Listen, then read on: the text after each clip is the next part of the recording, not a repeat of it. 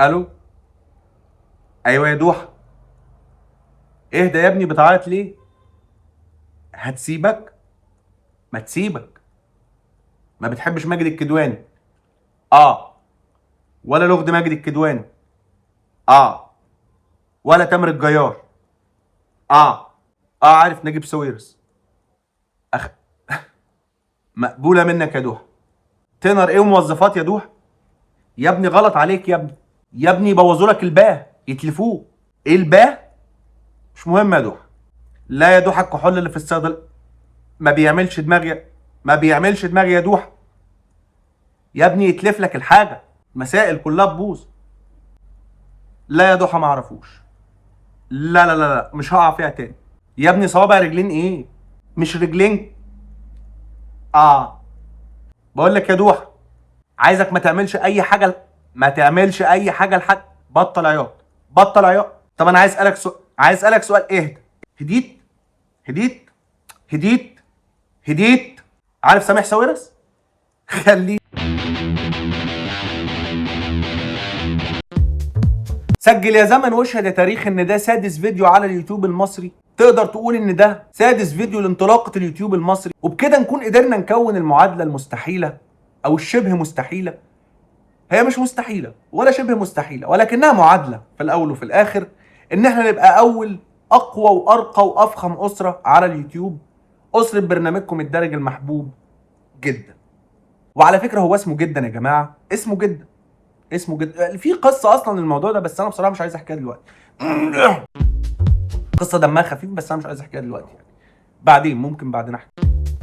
لما تقول لها انا نفسي انزل معاكي ديت في مكان من الاماكن الراقيه اللي بتكون مشغله ساكس في الخلفيه، وناكل على ضوء شمعتين وورده حمراء زي لون خدودك، بس محفظتك ليها راي تاني. محفظتك فيها 33 جنيه فقط لا غير، ومنديل مكرمش من 2019 مجهول سبب كرمشته، وغطا ازازه، وعقب سجاره شملان، وشويه فرافيت، حاجات اللي هي بتفرفد دي، بتفرول فروله مناديل. وقتها هتدعي ربنا ان هي ترفض العرض اللي انت نسجته من وحي خيالك ده، بل وانها كمان تغير ميولها. بس المفاجاه قالت لك انا موافقه ان احنا ننزل، يلا ام سو اكسايتد.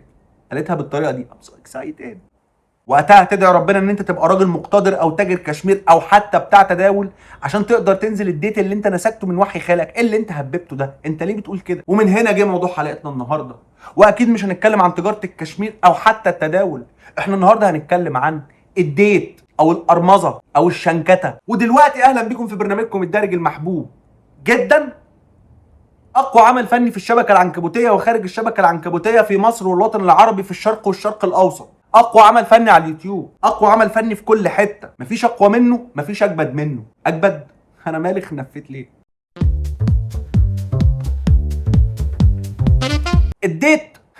الديت او القرمزه بلغه ولاد البلد الجدعان، او الشنكته بقاموس الفنان الملكي عصام كاريكا، هو ان انت تنزل تقابل تتقرمز. نازل فين؟ نازل ادلع الشنكوت. نازل ادلع. فالديت هو مصطلح جاي لنا من الغرب الكافر، معناه ان انت تنزل تقابل او تلطف او تدلع الشنكوت، بمصطلحاتي انا زي ما انا لسه قايل كده من شويه. والديت اعتقد انها كلمه ما ينفعش انها تطلق في بعض المناطق الجغرافيه المعينه. لو انت مثلا جاي من طسطا، ما ينفعش انك في طسطا تقول انا نازل ديت. في طسطا انت نازل تقابل، نازل تمز. مبدئيا كده وقبل اي كلام، الديت لو كان في عربيه ما يبقاش اسمه ديت. والديت ده بيكون المناسبه اللي انت بتكذب فيها كذب حياتك كله. انت بتكذب اكبر كذب ممكن في الوقت ده لما بتنزل ديت. I'm dating. كل واحد بيبتدي يتكلم عن اسهاماته المحليه والعالميه، وان هو كان في 2018 بيحارب تنانين وهي طبعا عمرها ما نزلت ديت في حياتها. يعني يمكن ده تاني او تالت ديت في حياتها، مش الشهر ده، لا في حياتها. وكده كده هي ما بتكذبش. الستات ما بيكذبوش، ما بيعرفوش يكذبوا يا جماعه. الستات ما بيعرفوش يكذبوا. ما بيعرفوش يكذبوا. كلمه بس للاستاذ وائل الكفور اللي بيكون نازل الديت وبيقول لها انا كنت يا بنتي شغال سي او في، وكنت شغال ام ال. طبعا انا ما اعرفش يعني ايه سي او يا جماعه. لا بصراحه انا عارف يعني ايه سي او، بس بقول كده. لا ما اعرفش. ما اعرفش. انت قلت لها انك كنت سي اي او حوالي 18 مره. اعتقد بعد المره الثامنه هي خلاص عرفت ان انت والله كنت سي اي او يا بنت. انا كنت سي اي او شغال في حته. اعتقد هي عرفت. يعني كده في 10 على الارض. 10 مرات اترموا في الارض. 10 مرات قلت فيهم انا سي اي او اترموا في الارض. 5 5 5. وانت لما تفضلي تسترسي حته ان انا ما نزلتش، شفت انت حته تسترسي دي؟ يعني ما حسيتش وانا بقول تسترسي كده ان انا ايه الشاب المثقف ده؟ انا اسف، ايه الشاب المثقف ده اللي بيقول تسترسي؟ يا جماعه انا منكم، بس انا بعرف برضه اتكلم واقول تسترسي. فانت مش لازم تضغطي كده وتقولي اصل انا اول ديت انزله والله بقالي سنتين. انا مصدقك، والله انا مصدقك، وهو مصدقك، واللي نزل معاكي ديت قبله باسبوع صدقك برضه. البياع جه. في بس معلومه صغيره عايز اوضحها، لو الديت كان في عربيه او في مقطوره اللي هي الربع نقل دي ما يبقاش اسمه ديت. وهو طبعا لازم يكون كان صايع او تاب، كان حاجه وحشه قوي، حاجه بيبص لها زمان ويقول ايه ده، هو انا كنت كده زمان؟ بس هو دلوقتي بقى نسخه افضل بكتير من نفسه. وهي اكيد بتحب الاطفال، هي من صغرها مولوده هي بتحب الاطفال. وبعدين في حاجه بقى بتحصل في الديتس يعني ما بيكونش لها تفسير يعني، بس انا عارف التفسير، فخليني اقول لك التفسير، خليني اقول لك ايه اللي بيحصل وبعدين افسره. ممكن تسيبني اقول اللي انا عايز اقوله؟ لما تلاقيه قاعد كده ومنتبه او مركز في حاجه انت بتقوليها عن قصه حصلت لك وانت في اولى اعدادي، وهو قاعد مركز او منتبه، هو غالبا ما بيكونش مركز ولا منتبه في اللي انت بتقوليه، هو بيكون بيتخيل حاجات تانية خالص. اعتقد لو فتحت دماغه هتقومي يا حيوان.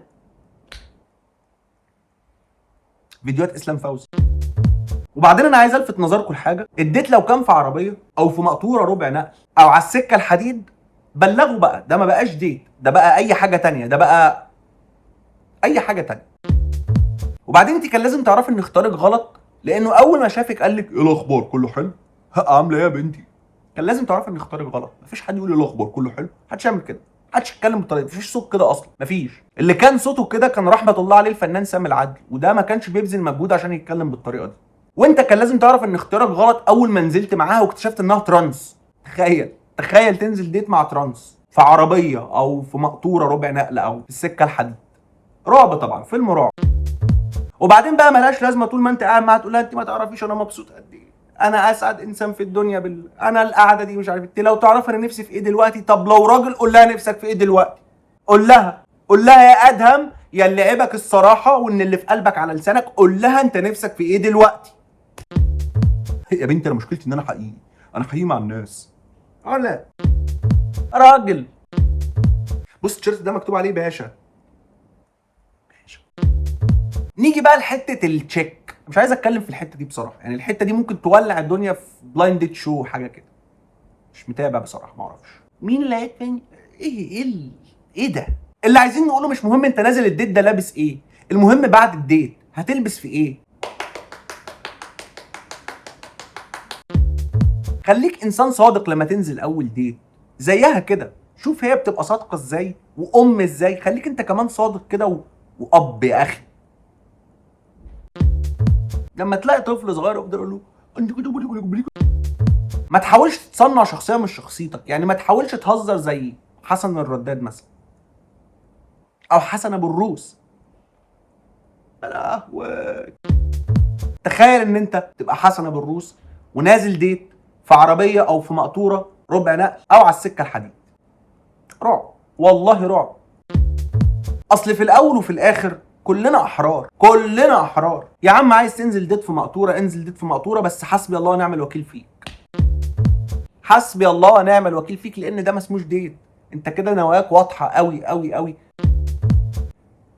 يا ايه الادب. عايز تقول افيهات وحشه قول افيهات وحشه، عايز ما تقولش افيهات ما تقولش افيهات. اصل في الاول وفي الاخر كلنا احرار، والله كلنا احرار. عموما يا جماعه انا خلصت الفيديو بس ما خلصتش كلام، والفيديو ده غلط، الفيديو ده مش قوي، الفيديو ده قوي. 3 ايه يا معلم، يا سطا، يا صاحبي، مصري، انه ايه. استنى كل ما هو يا حبيبي